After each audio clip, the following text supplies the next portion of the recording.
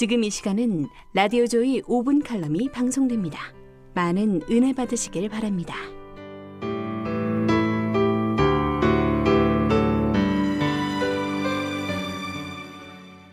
조이 애청자 여러분 안녕하십니까?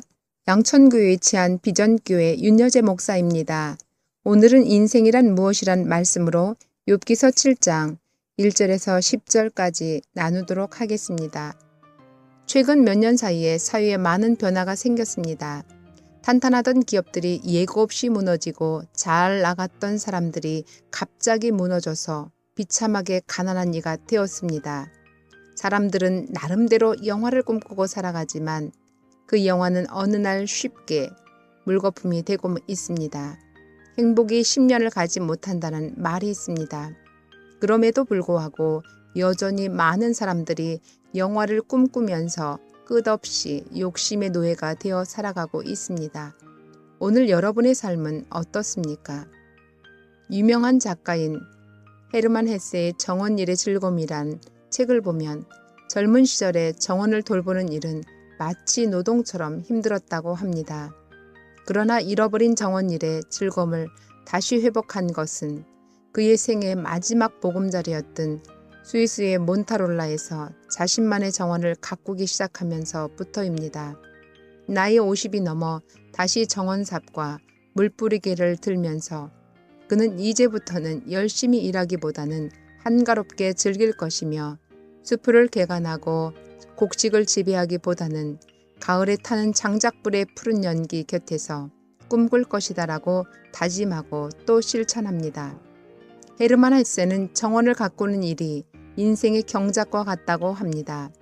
모종삽이 인생의 황폐함을 갈아주듯 인생에도 모종삽이 필요하며 정원의 농부와 같이 느긋하게 꽃필 때를 기다릴 줄 알아야 하며 즐거움으로 정원 일을 해야 한다고 합니다.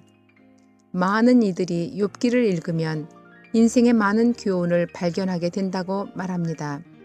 특히 고난 중에 있는 사람들이 욥기를 읽고 새로운 힘을 얻습니다. 오늘 본문도 고통 중에 있는 욥의 인생 고백입니다.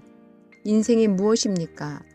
성경이 가르쳐주는 진리를 발견해 보도록 하겠습니다. 첫째로 인생은 전쟁과 같다고 합니다. 욥은 세상에 있는 인생에게 전쟁에 있지 아니하고 고백합니다. 전쟁터에 있는 인생과 같이 사는 우리는 어떤 자세를 가져야 하겠습니까? 에베소서 6장 11절에 하나님의 전신갑주를 입으라고 했습니다. 왜냐하면 우리의 씨름은 혈과 육에 대한 것이 아니요 정사와 권세와 어둠의 세상 주관자들과 하늘의 악한 영들에게 대함이라고 했기 때문입니다. 인생은 전쟁과 같습니다. 우리는 신앙의 전신갑주로 무장을 잘해서 인생 전쟁에 승리해야 하겠습니다. 둘째로 인생은 배틀의 북과 같다고 합니다. 나의 날은 배틀의 북보다 빠르니 소망 없이 보내는구나 라고 했습니다. 여기서 배틀의 북이란 배를 짜는 배틀에 딸린 부속품의 하나로 날의 틈으로 오가며 옷감이 짜지게 하는 도구입니다. 욥은 인생을 마치 배틀의 북과 같이 빠르며 꽃처럼 쉽게 시들고 그림자처럼 빨리 지나간다는 사실을 깨달았습니다. 정말 인생은 배틀의 북처럼 신속하게 빨리 지나갑니다. 이렇게 빠른 인생 가운데서 세월을 허송하지 말고 아껴 쓰는 지혜를 가져야 하겠습니다. 셋째로 인생은 구름이 사라짐 같다고 합니다. 구름이 사라져 없어짐 같이 음부로 내려가는 자는 다시 올라오지 못할 것이요 라고 했습니다. 사랑하는 우리 가족들은 주님만을 붙들고 믿음 안에서 삽시다.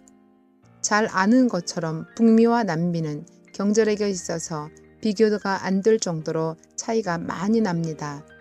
왜 북미는 세계를 호령할 정도로 무궁한 나라인데 남미의 많은 사람들은 경제적으로 고통을 당하고 있을까요?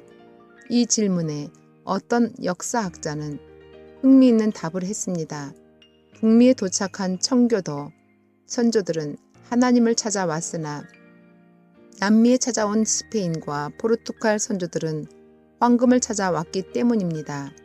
북미를 찾아온 선조들은 하나님을 찾았더니 금도 얻었는데 남미의 성조들은 금을 찾았더니 하나님도 잃고 금도 잃었다는 것입니다.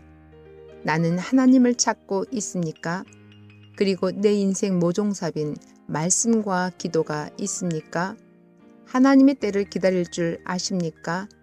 욥이 말한 것처럼 인생이 전쟁과 같고 배틀의 붓과 같으며 구름 같은 인생이지만 즐거움으로 인생을 사십니까? 그렇다면 저와 여러분은 복 있는 사람입니다. 당신이 아무리 죽지 않겠다고 몸부림치더라도 하나님은 당신을 죽을 날이 임박했다고 선언하십니다. 이제는 모든 사람이 가는 길을 인정하십시오. 그리고 이제 당신은 당신의 자녀들이 영적인 세계를 붙잡고 있는가? 하나님의 말씀 안에 바로 서 있는가? 참된 형통의 길을 걸어가고 있는가를 점검하시고 그 일을 위해서 유언하시기를 바랍니다.